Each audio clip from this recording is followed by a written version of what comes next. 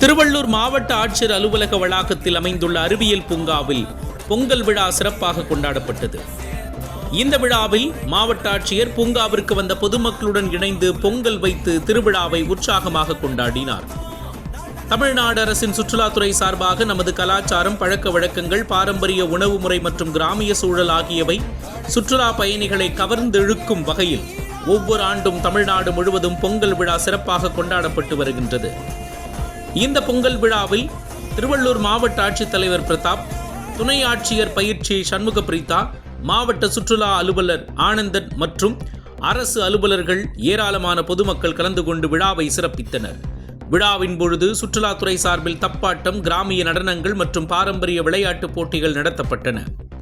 இந்த விளையாட்டுப் போட்டிகளில் வெற்றி பெற்றவர்களுக்கு மாவட்ட ஆட்சியர் பரிசு வழங்கினார். இந்த நிகழ்ச்சி பொதுமக்கள் மற்றும் சுற்றுலா பயணிகள் மத்தியில் பெரும் வரவேற்பை பெற்றது.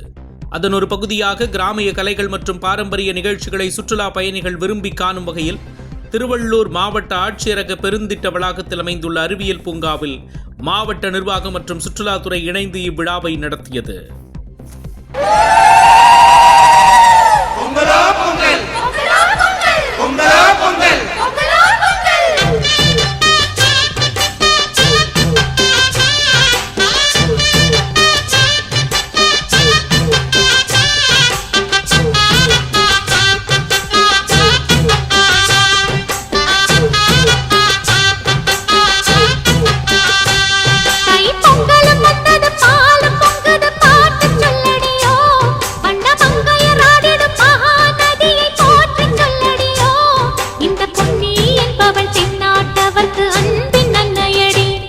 இவள் தண்ணீர் என்றொரு ஆடை கட்டிடும் தெய்வமங்கையடி.